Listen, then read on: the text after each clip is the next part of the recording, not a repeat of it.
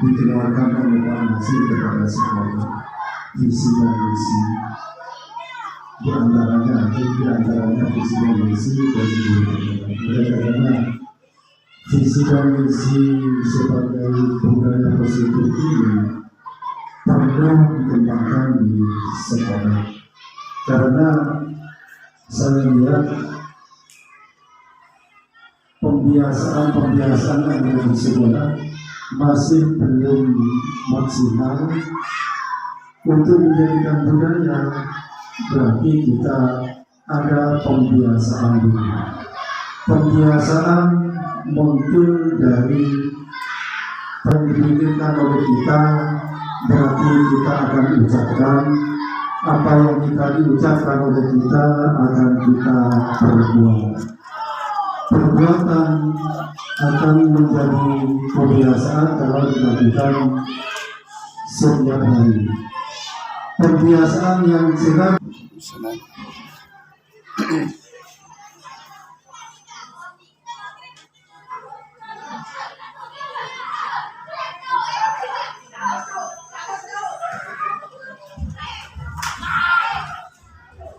Assalamualaikum warahmatullahi wabarakatuh.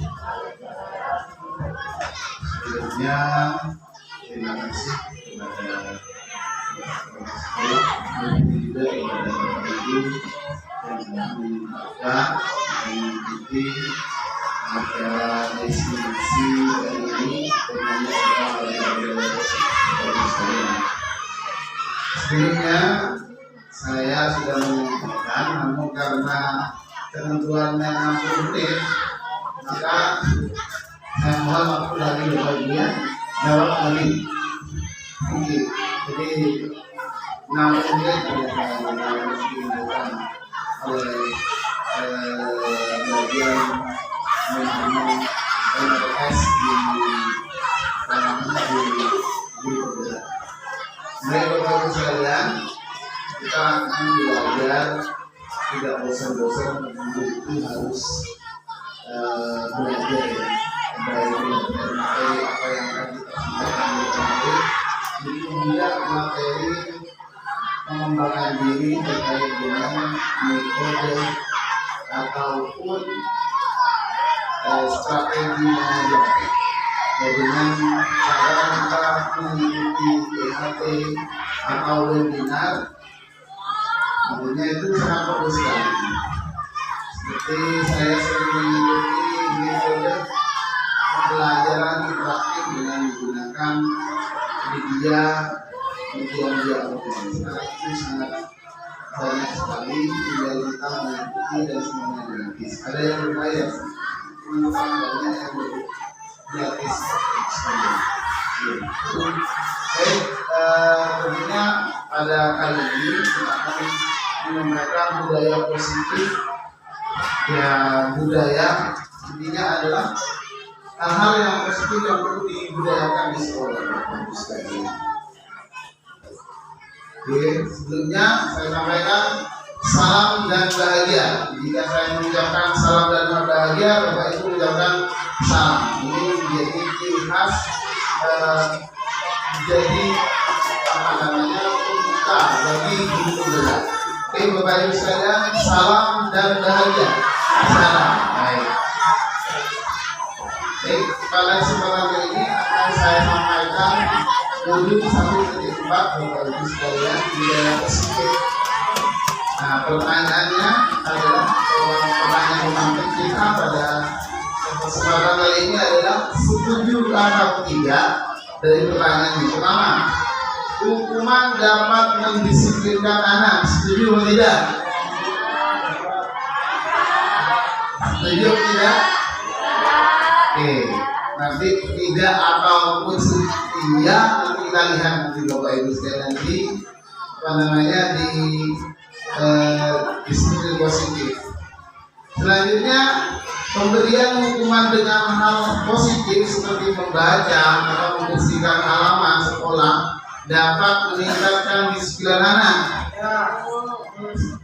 Setuju nih? Oke, kita lihat nanti. Terus selanjutnya, memberi penghargaan dapat meningkatkan motivasi anak belajar. Ada yang setuju, ada yang tidak? Ada yang tidak. Oke, lanjut. Ini topik kita pada kesempatan kali ini ada 6. Pertama adalah disiplin positif dan nilai-nilai kebajikan universal, teori motivasi, hukuman, penghargaan, restitusi, keyakinan kelas, kebutuhan dasar manusia dan dunia berkualitas. Yang kelima adalah restitusi dengan 5 posisi kontrol. Dan 6 adalah restitusi segitiga.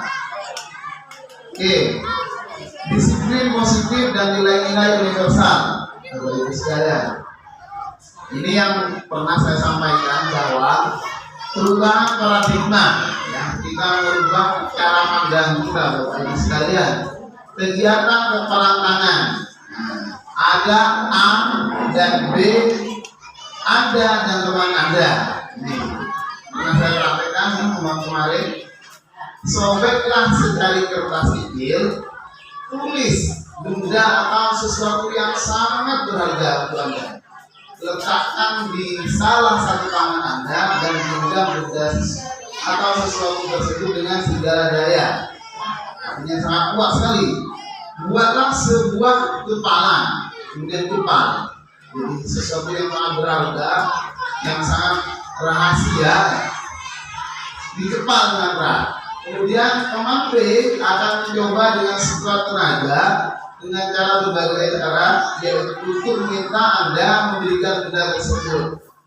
B bisa membujuk, mengancam, menghardik, merayu, menyuap, apa saja agar dapat membuka kepalan tangan Anda. Jadi dibayangkan Bapak Ibu, karena kemarin sudah kita praktekkan di depan. Kira-kira apa yang terjadi? Akankah B itu apa namanya, membuka itu rahasia yang paling rahasianya? Gimana kira-kira? Tidak, ya? Tidak. Gimana Bu? Oke, baik. Itu benar Bapak Ibu sekalian. Jadi itu tidak akan pernah dibuka karena itu rahasia pribadi. Masa rahasia pribadi mau diceritakan kepada orang lain? Nah, tidak mungkin. Setiap orang pasti mempunyai rahasia, tentunya yang tidak akan pernah diceritakan kepada orang lain. Apalagi urusan keluarga, Bapak ya. Gimana? Ada yang lain? Mulai berapa? Silakan. Oke, selanjutnya. Kaitan tadi, kepala tadi berkaitan dengan paradigma ilmu kontrol. Itu ilusi kontrol. Ilusi itu apa? Bayang-bayang, Bapak Ibu sekalian. Jadi kita seakan-akan ingin mengontrol murid. Dan bisa, karena anak itu sudah mempunyai kebawaan sendiri, potensi sendiri. Kita hanya bisa mengarahkan dan menuntun, Bapak Ibu sekalian. Oleh karena itu, kita harus menunjukkan kesadaran dari murid. Jadi ilusi bahwa kritik dan membuat orang merasa besar dapat menguatkan karakter kita. Ilusi bahwa semua penguatan positif efektif dan membawa bermanfaat. Ilusi bahwa orang dewasa memiliki hak untuk memaksa. Kita tidak bisa memaksa Bapak Ibu sekalian. Kepada anak kita, kepada murid kita tidak memaksa.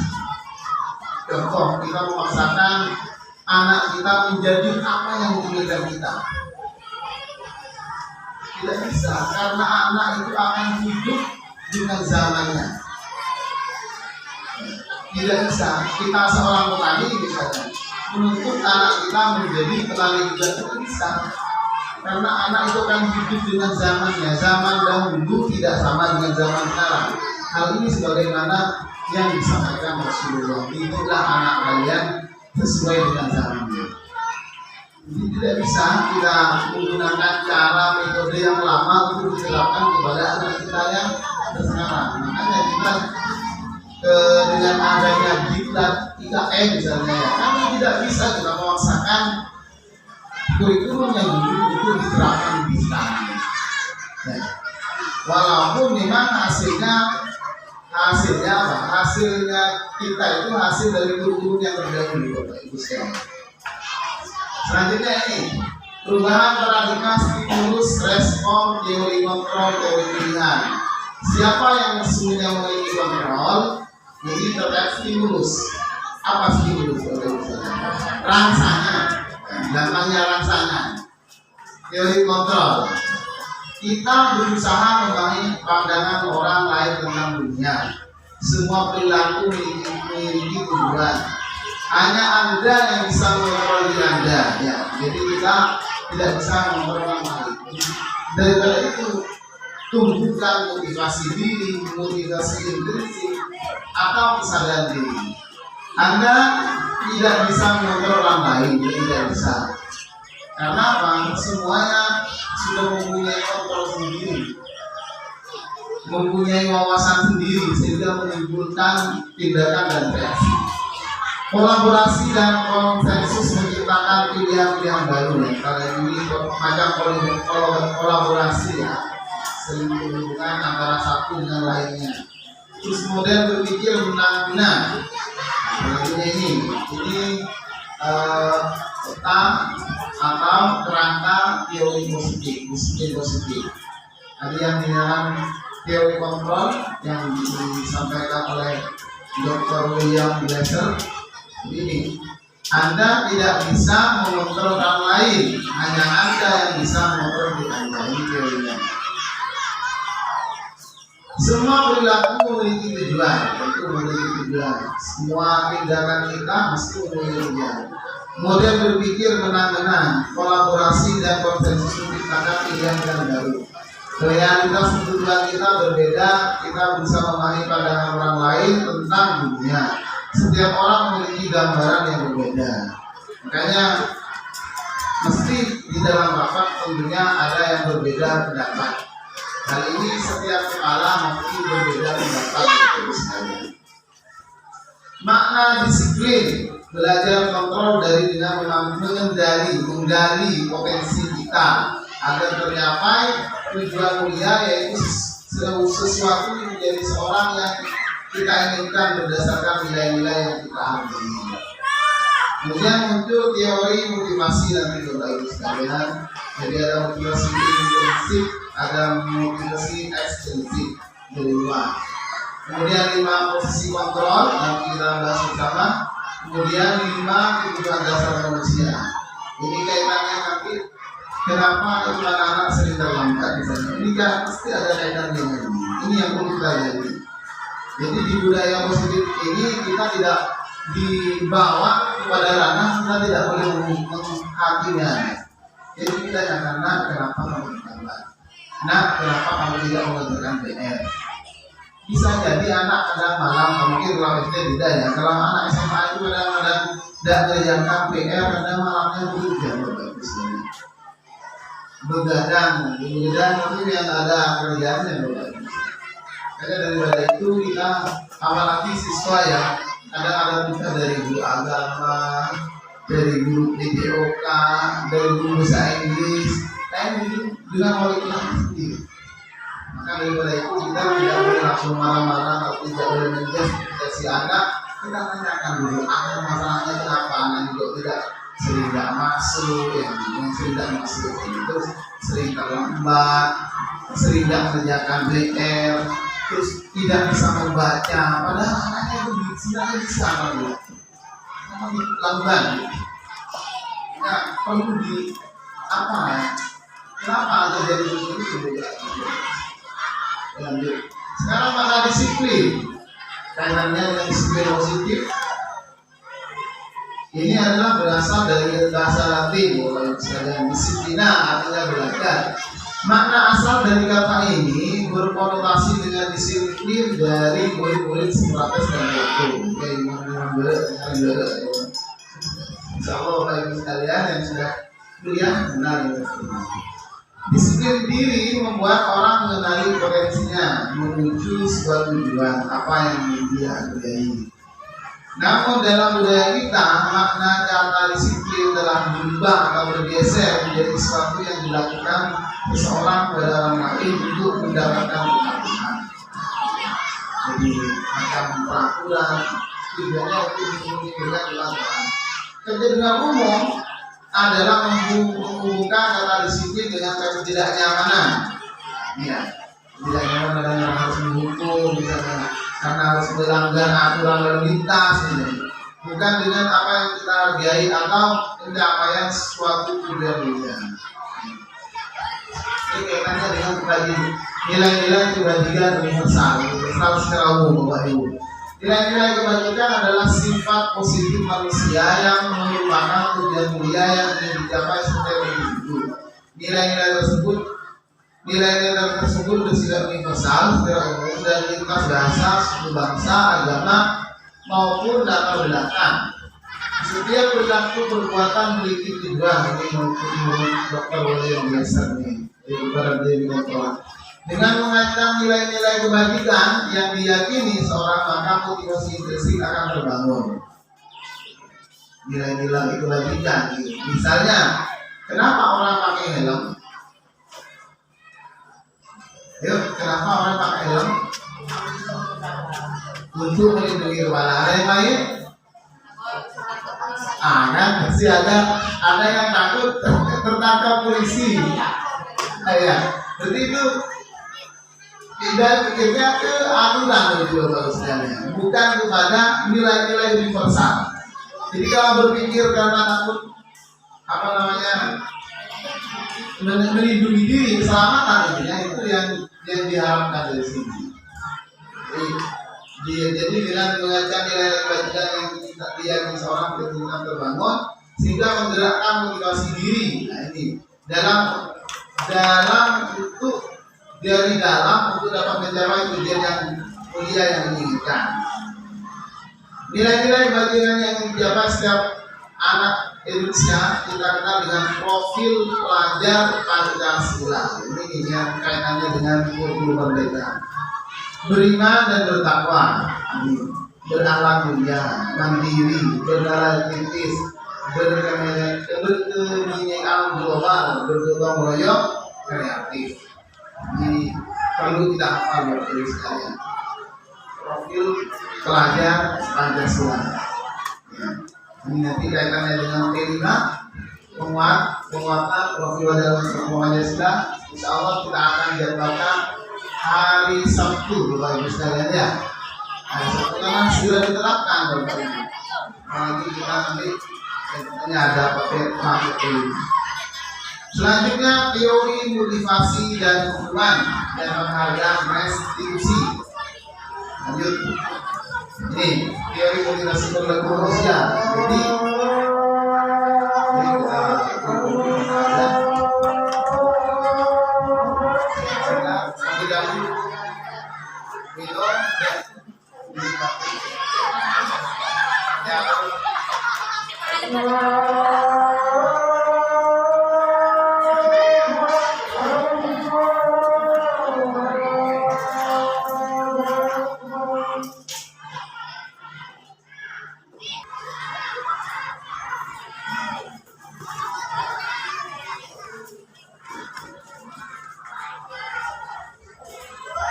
Oke, kita lanjutkan Bapak Ibu. Sekarang terkait motivasi, teori motivasi perilaku manusia. Jadi manusia berperilaku itu ada teorinya Bapak sekalian. Pertama, itu untuk menghindari ketidaknyamanan, hukuman. Ya, jadi ini. Jadi tadi kasus kita melakukan tidak menggunakan helm, tapi dalam rangka menghindar daripada tilang misalnya. Ini berarti ketika kita menggunakan helm, niatnya adalah untuk ditilang, menghindari ketidaknyamanan atau hukuman.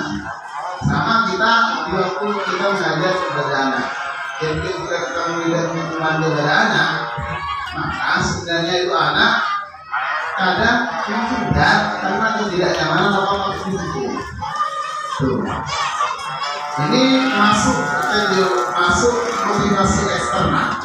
Jadi tekanan dari luar. ditekan dengan hukuman, ditekan dengan ketidaknyamanan.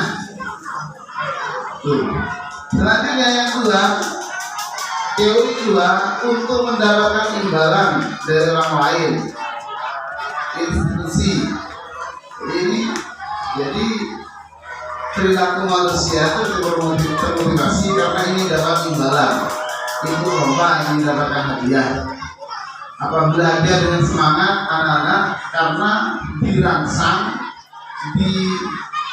dijanjikan oleh guru, karena ayo anak sekalian yang bisa menjawab atau mendapatkan peringkat 1, Anda akan mendapatkan hadiah ini. Ternyata secara tidak langsung saya sudah melakukan itu. Mungkin bahwa itu dari itu. Contoh kemarin saya di kelas 4 B memberikan hadiah tas dan jam tangan, karena saya dapat hadiah dari atas yang saya ikuti.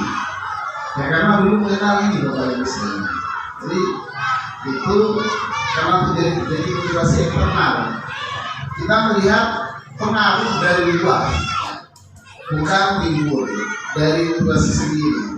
Yang diharapkan dari teori motivasi ini adalah untuk menghargai diri sendiri, atas kesadaran diri sendiri belajar, atas kemauan sendiri, atas landasan atau kesadaran diri sendiri yang menuju hal-hal positif, hal-hal yang bernilai kebajikan. Ini motivasi internal yang tujuannya disiplin positif bagi kita. Selanjutnya kita perhatikan menurut Ki Hajar Dewantara, ini merupakan pemikir konsepsi keteladanan sikap merdeka. Silakan lima ini pada bukan lima. Jadi beliau ini Ki Hajar Dewantara ini adalah Menteri Pendidikan pertama kali di Indonesia. Ini pertama kali. Jadi karena kita kaitannya dengan kultur merdeka, maka kata beliau merdeka itu artinya tidak hanya terlepas dari perintah, akan tetapi juga cakap buat pemerintah diri sendiri. Jadi motivasinya dari dalam diri sendiri, bukan karena perintah dari luar, bukan karena ketidaknyamanan dari hukuman atau aturan. Nah, ini kaitannya juga dengan Ibu sekalian. Contoh, kita menggunakan name tag. Maaf ya, bukan begitu. Coba kita ambil kita berkaca pada diri sendiri. Kita pernah takut diketahui Pak Yu. Masalah gimana? Apa karena kita mengikuti aturan yang aturan itu membawa positif? Katanya pemerintah, ayo pakai sebagai pengenalan diri. Ya, ayo pakai biar ketemu bahwa Anda ini seorang ASN misalnya ya. Tapi itu bukan galaksi, tapi kita mengerah materi ini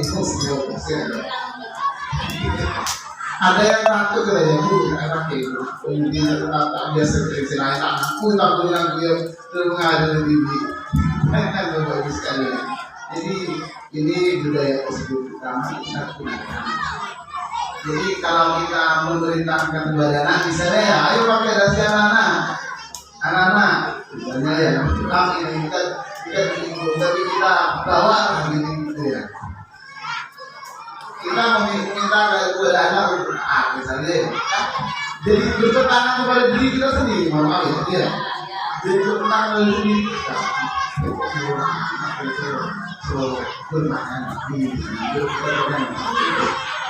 Jadi kita kayak tapi ternyata bukan kau bagus. Tenang, kalau misalnya tidak lanjut dihukum oleh penghargaan kalian. Dihukum oleh penghargaan. Ini ya yang baru buat saya. Yang saya temukan. Makanya sebelum ada budaya seperti ini, saya memang di sekolah hanya memberikan penghargaan dulu. Waktu saya masih siswa, saya itu pernah mendapatkan kamus bahasa Inggris dari rumah saya. Itu karena motivasinya ingin mendapatkan hadiah. Setelah saya tulis di sini saya teringat waktu saya bahasa Inggris. Jadi anak-anak sekalian yang hafal kosakata yang baku dan tidak baku dalam bahasa Inggris, ayo nanti mendapatkan kamusnya. Saya ngejar kamusnya, ya ngejar kamusnya bukan apa lagi materi itu, bukan penguasaan materi. Jadi sekarang sudah lupa. Jadi pertama dari itu yang saya lakukan di kelas 4 kemarin dengan hadiah tas dan ajar baik. Jadi boleh tapi jangan sering-sering. Jadi sesekali dimotivasi oleh eksternal, tapi jangan sering-sering. Tapi ketergantungan yang eksternal itu. Kalau memberikan motivasi penghargaan tidak, nah saya memberikan penghargaan ini bukan tujuan. Ya, bukan tujuannya jadikan tujuan kalian untuk mendapatkan, tapi tujuannya adalah kalian bisa belajar lebih baik. Jadi bahwa penghargaan berlaku sama dengan hukuman dalam arti meminta atau menuju seorang melakukan sesuatu untuk memenuhi suatu tujuan tertentu dari orang yang meminta menuju dorongan eksternal dan akan ada faktor ketergantungan. Ini yang kita bahas. Jadi ketergantungan kita dia ada anak-anak tak mau belajar. Beberapa dampak dari pemberian penghargaan itu. Jadi ini dalam pengaruh jangka pendek dan jangka panjang. Pengaruh jangka pendek dan jangka panjang. Penghargaan menghukum karena harus melakukan ini lakukan itu karena aku tidak mendapatkan penghargaan, aku tidak berikan lagi. Penghargaan tidak efektif, Bapak Ibu sekalian. Jadi kalau sudah tidak ada penghargaan maka tidak ada belajar. Penghargaan merusak hubungan. Antara hubungan antara satu dengan lain banyak akan rusak hubungan. Ini lagi terjadi di kasus kemarin di kebetulan di RA di sini Bapak Ibu sekalian. Ada yang perintah saksi yang kemarin ini kebetulan rezeki saya diceritain. Jadi karena ada anaknya itu tidak dapat penghargaan, tidak berikan, akhirnya adiknya juga namanya dari masalah lagi. Karena tidak puasan daripada menghargai itu dari berikan itu lagi. Padahal gurunya ini sudah mempunyai tes, mempunyai penilaian terstruktur sama dengan orang Islam mempunyai penilaian terstruktur. Sekarang itu merdeka itu 13 tidak ada terstruktur. Kalau dulu saya pernah diterima oleh peringkat 3. Sekarang tidak diukurkan. Jadi ingat bahwa pendidikan itu penghargaan itu adalah motivasi ekstrinsik atau eksternal dari luar. Yang kita harapkan adalah bagaimana membangun motivasi internal anak dari diri sendiri. Ya, suatu-waktu memang kita perlu mungkin memberikan motivasi eksternal. Dihukum oleh penghargaan mengurutkan kualitas. Jadi pernah terjadi di waktu saya, di teman saya itu ketika sekelas karena masih sudah mereka, ketika anak teman saya itu tidak berikan satu, maka dia tidak belajar lagi. Akhirnya sangat menurut kelasnya ketika sebelum. Penghargaan mematikan kreativitas. Jadi karena penghargaan sudah tidak belajar lagi, kurang kreatif lagi. Penghargaan mengurangi motivasi intrinsik. Jadi sudah kita buat ini mendapatkan dia terus. Bukan karena ini memotivasi diri. Yang kita bentuk program belajar apresiasi. Dalam memberikan apresiasi kita buat memberikan apa namanya apresiasi memberikan pengakuan atau kunjungan kepada anak perlu ingat beberapa hal. Beri pengakuan secara khusus, jadi diberikan pengakuan secara khusus. Beri pengakuan secara pribadi, jadi pada pribadi anak tersebut jangan samakan semuanya karena anak itu memiliki potensi masing-masing. Beri pengakuan kepada semua murid bergantian.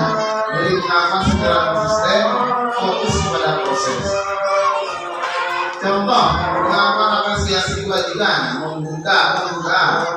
Kemarin saya nilai kebajikan yang diharapkan adalah rasa empati serta motivasi pada saat murid baru di kelas. Selanjutnya saya menghargai nilai kebajikan adalah kemudian pada saat kamu membantu orang di tugas kelompok, kemudian membuka terima kasih untuk melaksanakan kerja umum pada saat kamu memungut data yang diserahkan dilakukan. Jadi kita harus memberikan apresiasi kepada anak-anak bagusnya. Oke, sekarang bagi kalian kita perhatikan ini tindakan guru, tindakan guru atau kita. Apakah pernah Bapak Ibu sekalian yang pertama mencatat 100 kali di dalam buku kalimat saya tidak akan terlambat lagi karena terlambat ke sekolah? Pernah terjadi? Pernah? Oh ya. Yang lain? Pernah? Jadi nanti ini masuk hukuman atau konsekuensi. Jadi konsekuensi itu adalah perbuatan hukuman ya. Nanti kita lihat.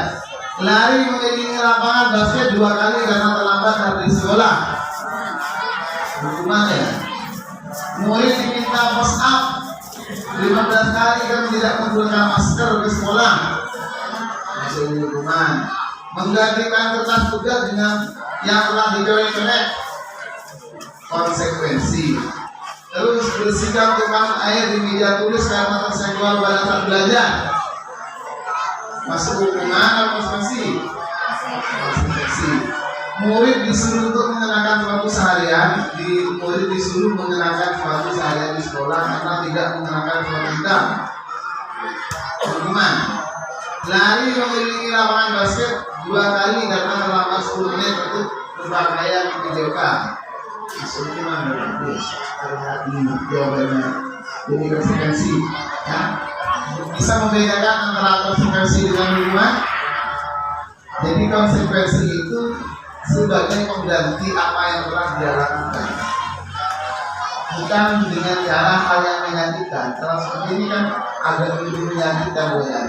Tapi kalau konsekuensi, contoh yang tadi Bapak Ibu, menggantikan kertas tugas teman yang telah dicoret-coret, ini kan tidak menyakitkan keadaannya, sebagai hal menimbulkan tanggung jawab. Jadi bayangkan buku yang coret, sedangkan disuruh ganti. Jadi kan tidak menyakitkan kepada anak, daripada anak disuruh lari 100 kali mengalami lapangan basket.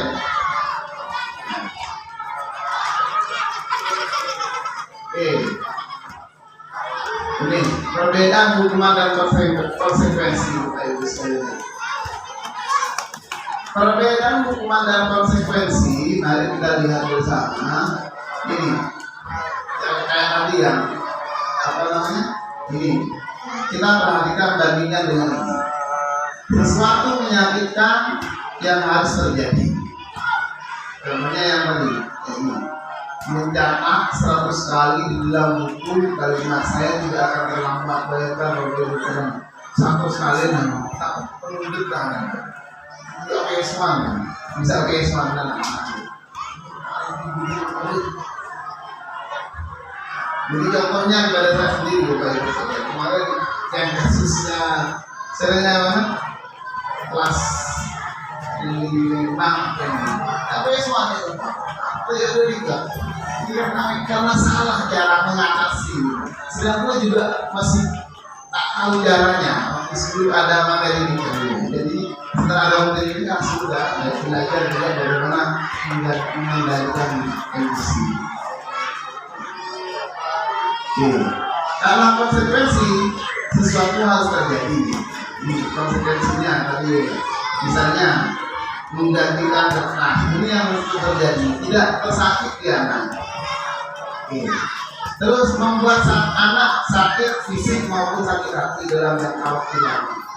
Ini misalnya di dalam jangka lama kayaknya maksudnya puasanya saya pernah fokus panas ya, saya pernah hobi, saya pernah kuliah lapangan di materi guru penggerak nanti akan ditanyakan apa yang pernah terjadi pada kalian waktu kalian belajar di masa SD, apa yang pernah dilakukan guru ini, hal yang menyenangkan dan yang menyakitkan ini sedikit terjadi. Dalam konsekuensi membuat anak merasa tidak nyaman dalam jangka waktu pendek. Di research kayak atau nekeng ada buku usaha kebersihan tadi apa namanya meja atau misalnya anak. Nah kayak tadi yang dilihat di depan kelas 5 kebetulan karena Pak Irfan ada. Nah anak itu kecil belajarnya sama kesopanan lebih baik daripada kepintaran waktu sampai kecil nih kan panggil dulu sebagai tim senangnya itu aku jauh dulu nah ayo karena kalau sudah berubah keyakinan aku langsung bilang ayo apa yang telah kita kesepakati bersama keyakinan kelas kita apa bertanggung jawab atas apa yang telah kita lakukan ada perselisihan di keyakinan kelas akhirnya ya sudah gimana caranya kamu mengatasi ini dan menjalani berpakai itu sekalian yang menghadapi anak. Selanjutnya anak memiliki kedisiplinan justru semakin benci. Apalagi dia juga oh kamu ini tidak pernah disiplin sama sekali. Itu mulai juga sedih terlambat. Jadi seperti itu anak menghargai disiplin, menghargai kalau sudah konsekuensi. Dalam hukuman pasti paksaan. Kadang karena tidak ada kesepakatan kelas pasti langsung tampur, langsung fokus, langsung lebih. Ini Bapak Ibu. Karena paksaan tidak ada kesepakatan. Kalau konsekuensi ini terjadi stimulus dan tanggapan, dirasakan, ditanggapi. Kayak tadi menumpahkan air, tanggapannya yang diberikan konsekuensinya. Mendorong anak menyakiti diri sendiri, itu menyalahkan diri sendiri karena selanjutnya mendorong agar mudah menyesuaikan diri. Kalau hukuman konsep diri yang buruk, kalau konsekuensi konsep diri yang baik. Terus hukuman mendorong anak belajar untuk menyembunyikan kesalahan, kalau konsekuensi anak belajar untuk mematuhi peraturan, mematuhi anak menyembunyikan. Kemudian hukuman marah, rasa bersalah, dipermalukan Bapak Ibu sekalian. Merasa tak dihargai, dihargai. Kalau konsekuensi kehilangan hak, dibuat tidak nyaman, diasingkan untuk sementara. Ini jadi perbedaan antara hukuman dan konsekuensi. Jadi cuma dalam kasus saya sendiri Bapak Ibu sekalian, kita harus mengenali karakter anak. Jadi anak-anak mereka mau diposisikan bagaimana akan dimaksud. Selanjutnya, apa itu restitusi? Restitusi adalah proses menciptakan kondisi murid untuk memperbaiki kesalahan mereka sehingga mereka bisa kembali dalam kelompok mereka dengan karakter yang lebih kuat. Tapi bukan dengan cara menutup. Restitusi itu merupakan proses kolaboratif yang mengajarkan murid untuk senantiasa solusi untuk kesalahan mereka, menjadi solusi. Bukan langsung kemudian mereka menjadikan solusi sendiri. Kayak tadi sebelum papan itu mereka berinisiatif untuk mengambil solusi kemudian diperbaiki. Dan membantu berpikir tentang seperti apa orang, seperti apa yang mereka inginkan menjadi mulia dan bagaimana mereka harus memperlakukan orang ini. Karena identitas gagal hukuman ini masuk identitas gagal sedangkan identitas sukses disiplin itu konsekuensi dan restitusi. Ini kalau hukuman kayak tadi sesuatu harus menyakitkan terjadi, tidak nyaman untuk murid, untuk anak dalam jangka panjang, korban mendapatkan keadilan, murid anak akan tersakiti, perilaku pasif agresi meningkat, bisa pasif, penanganan bisa agresi kalau melawan. Sistem anak akan berjalan bila murid tidak takut. Sistem tidak akan berjalan bila murid tidak takut. Berlaku hanya pada sebuah impulsi, tidak berlanjut kepada kehidupan nyata. Nah, berarti keaturan hukuman kita hanya berlaku di sekolah. Di dunia nyata tidak terjadi. Peraturannya adalah kamu harus ini peraturannya apa? Adalah apa? Harus kamu bagaimana? Murid anak memiliki peraturan. Nah, konsekuensi ini perbedaannya antara ini keduanya mencetak disiplin. Kalau konsekuensi harus terjadi suatu berarti kalau revolusi merupakan pilihan. Pilihannya apa? Nah, itu yang akan dilakukan. Selanjutnya tidak nyaman untuk murid, untuk anak. Nah, ini bisa juga diterapkan di keluarga untuk jangka yang waktu pendek. Sedangkan revolusi menguatkan untuk murid anak dalam jangka waktu panjang. Menguatkan ya, bukan korban bisa diabaikan. Korban bisa mendapatkan ganti. Murid anak dibuat tidak nyaman kali ini. Kalau konsekuensi murid atau anak mendapatkan penguatan. Misalnya anak walaupun bersalah dapat penguatan juga dibenarkan. Nanti di segitiga usia ada. Selanjutnya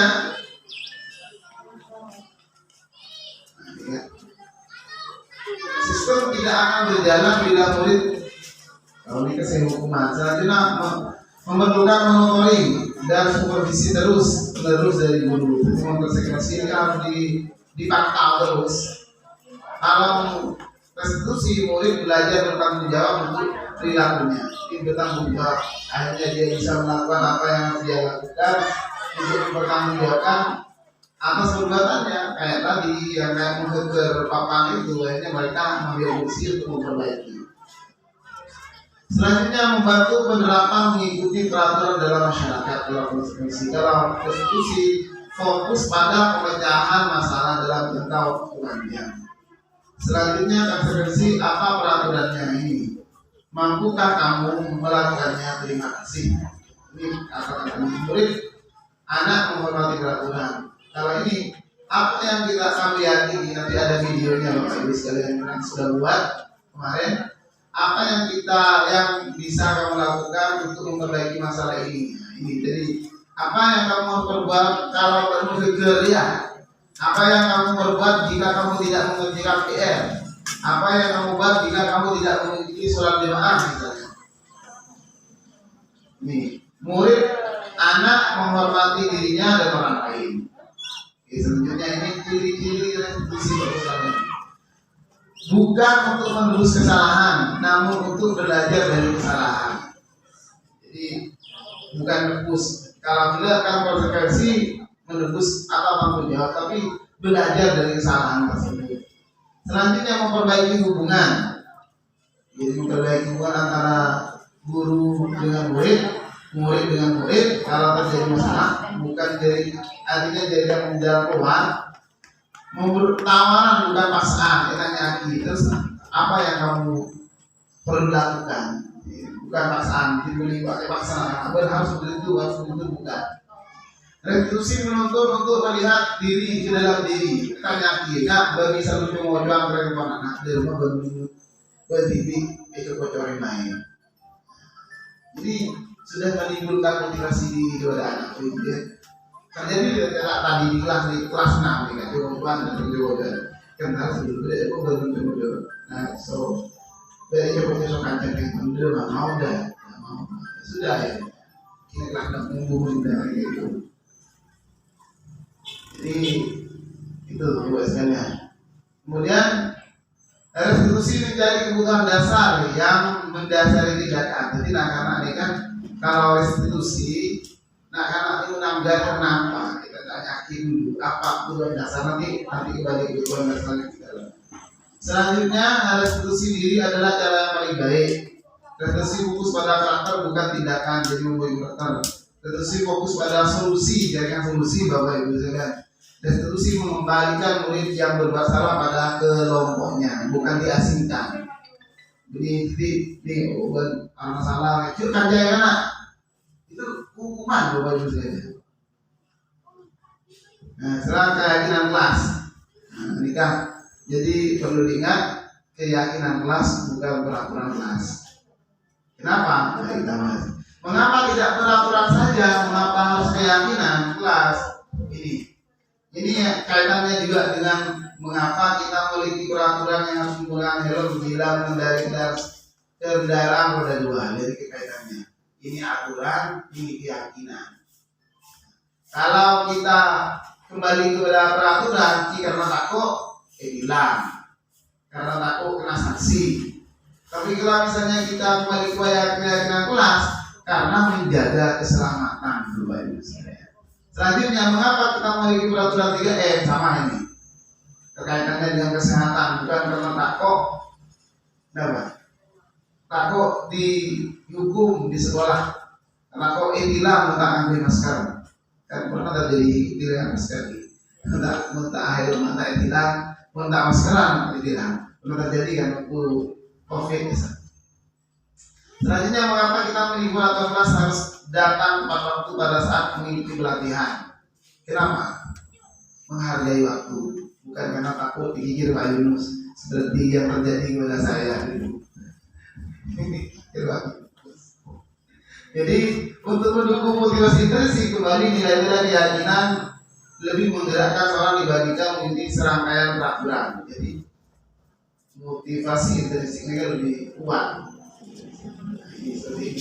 Jadi di dalam ada peraturan kelas dulu, kemudian kan ditingkatkan menjadi keyakinan kelas, terjadilah lingkungan positif, menjadi budaya positif Bapak Ibu sekalian. Jadi urutannya seperti ini. Dalamnya seperti ini. Di peraturan kelas, keyakinan kelas, lingkungan positif, budaya positif. Lanjut. Ini. Yang mana yang merupakan keyakinan kelas? Mengapa? Coba perhatikan yang ini. TK dan wanita berdasarkan satu kesepakatan kelas. Jadi di dalam ini sudah mengandung keyakinan kelas. Ini kesepakatan kelas. Ini datang tepat waktu, mengucapkan salam. Intinya di dalam keyakinan kelas itu tidak terdapat hal-hal yang negatif. Contohnya dilarang apa? Memukul teman, dilarang bergerak. Jadi hilangkan. Berarti mana ini yang masuk keyakinan kelas? Datang tepat waktu. Ini sederhana sekali. Menjaga kebersihan kelas daripada dilarang membuang sampah sembarangan. Seperti itu. Berdoa sebelum dan kegiatan, aktif dalam pembelajaran daripada dilarang tidak mendengarkan guru. Tidak boleh mendengarkan guru, tidak boleh berbicara saat guru belum menjelaskan. Oke, peraturan kelas, keyakinan kelas. Ini keyakinan kelas. Selalu kembalikan pada buku pada tempatnya, tanggung jawab bertiga ketika dikaitkan dengan keyakinan kelas. Dilarang mengganggu orang lain, berarti apa? Menghormati orang lain atau menghormati sama guru, teman. Hadir tepat waktu, berarti menghormati orang lain berkomitmen. Dilarang melakukan kekerasan, keselamatan menghormati orang lain. Dilarang menggunakan narkoba, kaitannya dengan kesehatan. Berganti atau kemudian menghormati orang lain bersabar. Menggunakan masker, keselamatan, kesehatan. Jangan berlari di kelas atau koridor keselamatan keamanan. Jadi itu Bapak Ibu sekalian. Sementara saya lihatkan dulu contoh keyakinan kelas yang sudah dibuat.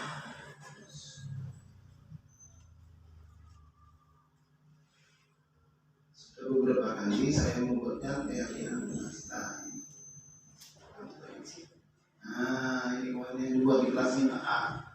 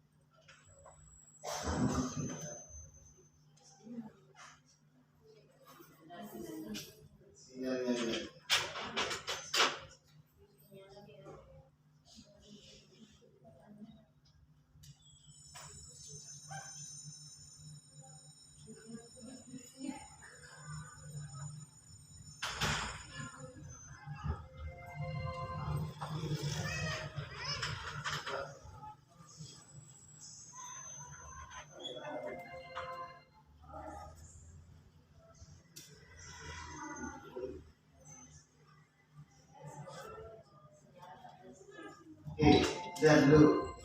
Sekalian. Jadi nama Bu diskriminasi dengan restitusi. Kalau diskriminasi Bu itu adalah penyampaian informasi. Kalau restitusi itu lebih tinggi daripada apa namanya, hukuman dengan konsekuensi kaitannya. Jadi seperti itu. Barangkali ada yang mau bertanya lain. Silakan. Apa mungkin mau berikan pendapat? Silakan Bapak Ibu.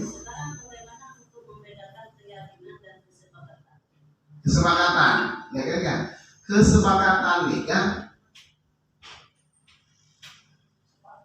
Sepakat. Jadi contohnya saya tadi di kelas 6A membuat kesepakatan dengan keyakinan kelas. Ini namanya kesepakatan masih terjadi di dalam itu masih terdapat hal-hal yang negatif, Bapak Ibu sekalian. Contoh, ya kan ini curah pendapat ya kepada anak-anak sekalian di kelas 6 tadi.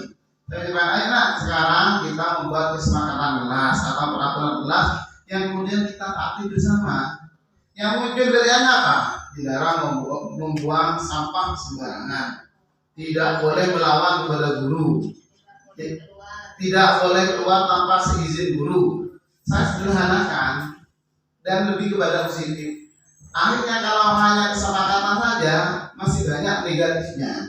Jadi berpengaruh pada psikologi anak. Dilarang, tidak boleh. Nah, itu macamnya adalah negatif. Lebih kepada kalau keyakinan kelas positif maksudnya. Jadi kalau muncul dari mau ditampilkan keyakinan kelas yang setuju. Ini makanya Pak Mahrul itu pernah membuat kemudian dikonsultasikan kepada saya. Tak gimana ini?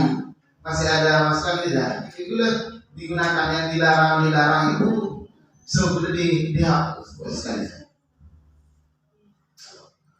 Di waktunya tiba-tiba bagi saya lagi karena mereka belum. Tapi sebelum jam 12:30 saya selesaikan. Nah, posisi kontrol lagi saya lebih percepat kemarin ya. Jadi diharapkan Bapak Ibu sekalian lebih bergerak di ini antara peraturan pemantau poin yang saya 5 posisi kontrol sudah dijelaskan. Sekarang segitiga restitusi yang belum.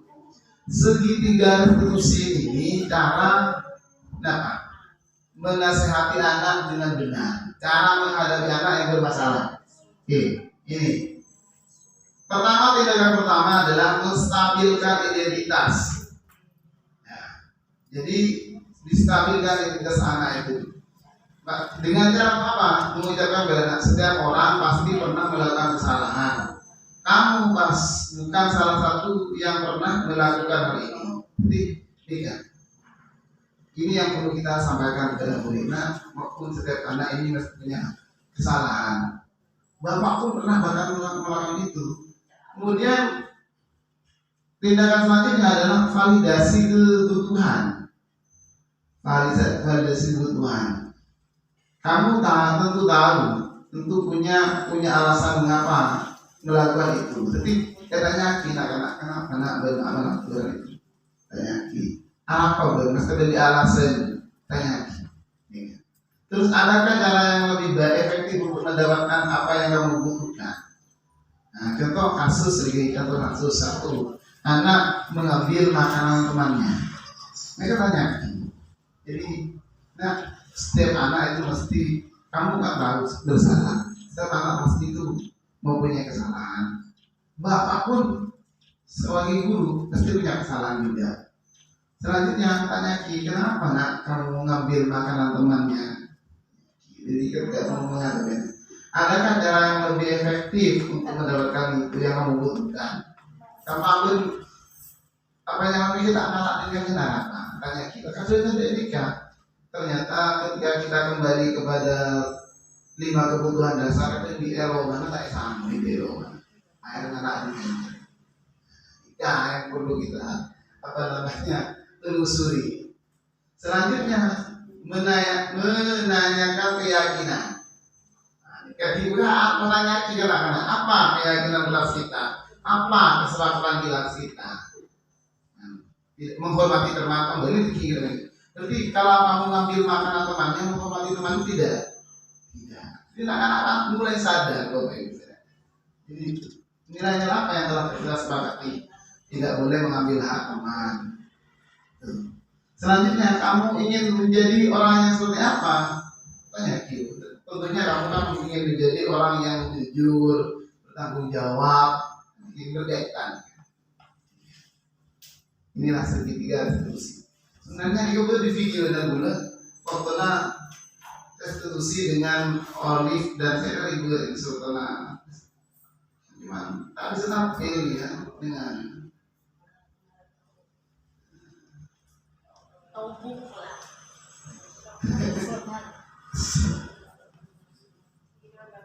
ini kan menyangkut 3 ini banyak. Bagaimana menyikapi siswa? Bagaimana menyikapi siswa? Kalau ada seorang guru termasuk saya pribadi, pengalaman ke saya, ya, kalau jelas itu, padahal saya tidak mukul, tidak apa, usia, duduk semuanya, sudah. Karena itu dari apa, Pak? Kenapa saya menangis kelihatannya? Apa bagaimana? Apa memang menggantinya itu yang tidak pernah apa ya? Sama dengan saya nggak ngerti. Apalah gitu, anak-anak pada pengganti itu mungkin dibiarkan begitu saja. Kalau ada usia datang usia sehingga kita butuhnya bagaimana kita dalam menyikapi, apakah saya sudah belajar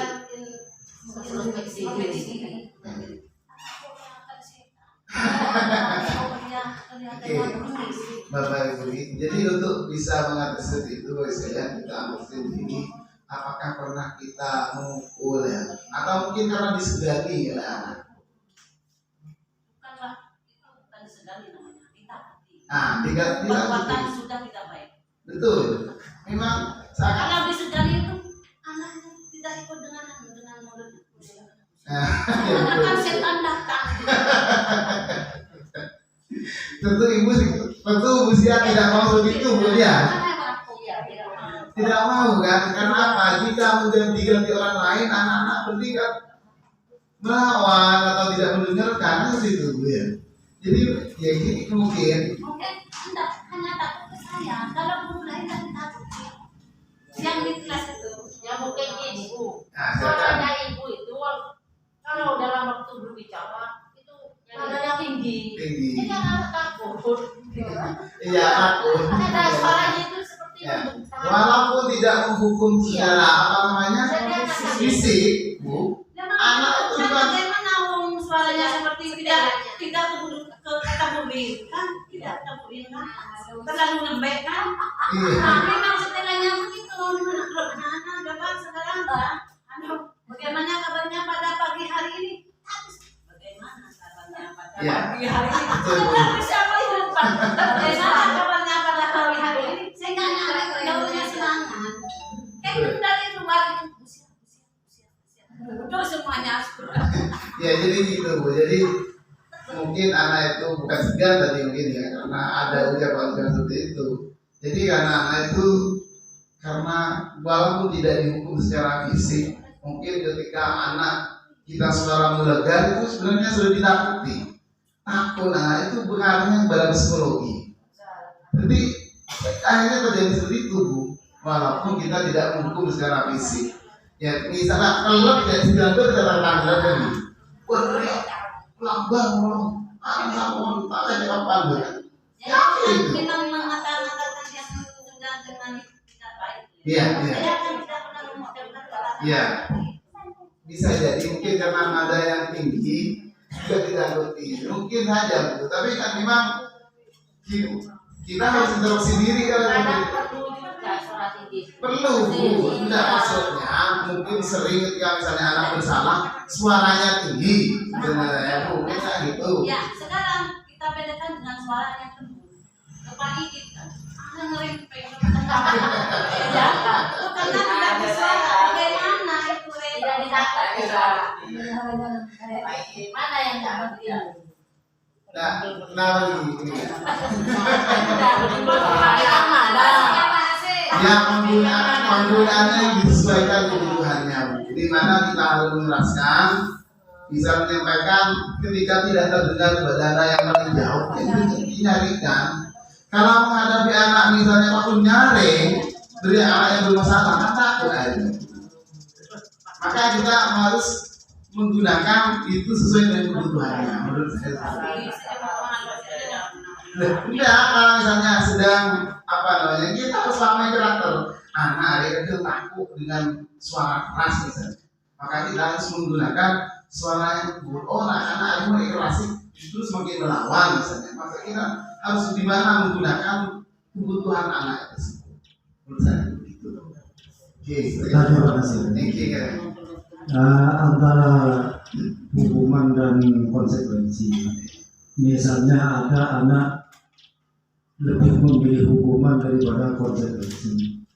Kenapa? Karena mungkin yang mau mengganti barang terlalu mahal atau sulit dicari. Awalnya pemancing pakai sejam misalnya, nanti bang soal gede. Awalnya pada hari 10 kali mencoba gede. Tapi apa dikasih sikap kita?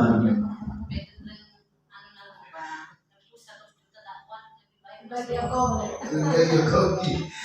Aku ini kalau lebih aneh kemudian kaitannya lebih aneh gini kan. Mungkin kalau di kalau dalam keluarga itu mungkin lebih mahal. Tujuannya dihukum biar ada dampak negatif positif mungkin biar kalau di ya apa namanya yang usia nih misalnya dikembalikan kepada biar ada efek jerah maksudnya dibiarkan gitu kan. Tapi kalau yang kasusnya Pak sekolah-sekolah ini jadi galau juga juga akhirnya. Nah misal pecah lalu direktor. Aku jepok senggol lah ya. Pak Anan sebenarnya tak andi. Solusinya ini dimusyawarahkan. Mungkin juga bisa dipanggil orang tuanya, panggil orang tuanya, kan biar ada perhatian juga dari keluarga. Anak ini ternyata boleh gitu. Biar ada perhatian juga. Jika dipanggil, kalau misalnya tidak mampu, mungkin karena gimana solusinya karena mungkin apakah dibantu dengan sekolah atau gimana gitu silahkan Pak. Benar gitu Pak. Jadikan solusi yang terbaik di antara. Jadi itu Bapak Ibu sekalian, keyakinan kelas sudah, kebutuhan dasar kemarin sudah Bapak Ibu sekalian. Kalau nih kemudian video yang apa namanya mau diputarkan jadi cuma tak muncul kan kereta tak muncul kan tidak muncul tidak ada sinyal terkendala jika sudah kirim dulu untuk apa namanya untuk keyakinan kelas segitiga restitusi ini satu menit lagi jadi ini kan restitusi ini kan sudah jadi ini guru berkata kalau guru bahasa itu harus sangat manusiawi jika juga ingin mendengar berarti ini grup WA jadi jika yang harus disampaikan kepada murid kita menstabilkan identitas tadi membuat itu hal yang manusiawi karena dia ulangi boleh dari walaupun berbuat salah di selanjutnya saudara saya cukup Bapak Ibu sekalian jadi terima kasih atas waktunya jadi mari kita terapkan tadi budaya positif ini yang terdiri dari beberapa apa namanya budaya positif ini yang terdiri dari keyakinan kelas, disiplin positif, teori motivasi, hukuman, penghargaan, keyakinan kelas, kebutuhan dasar manusia, terus posisi kontrol ini sudah disampaikan sebelumnya juga ya Bapak Ibu sekalian. Terus kebutuhan dasar manusia juga sudah disampaikan sebelumnya. Restitusi tadi sudah, disiplin positif sudah, teori motivasi sudah, keyakinan kelas sudah. Jadi juga akan dikirim yang tentang keyakinan kelas, terus contoh video segitiga restitusi yang sudah dibuat oleh saya dan memang kita tampil karena tadi yang saya kirim. Sebelum ditutup, Ya silakan. itu saya mengajarkan di Madura. Siap. Tanpa pengetahuan saya bahkan sedikit lewatnya, saya akan suara ini memang apa memang tergantung. Siap, gampang Pak Bu. Semangat Bu. Siap Bu, terima kasih. Siap Bu, siap. Siap. Terima kasih, semangat masih walaupun usia beliau lumayan sedikit. Siap Bu. Jadi walaupun beliau sebut ternyata motivasinya luar biasa. Jadi yang muda jangan kalah sama yang tua untuk belajar Bapak sekalian ya.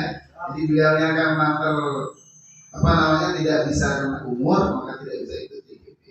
Terbiasa sekali, bahkan beliau tidak takut atau tidak malu kepada yang lebih muda untuk mengoreksi diri. Ini yang namanya supervisi.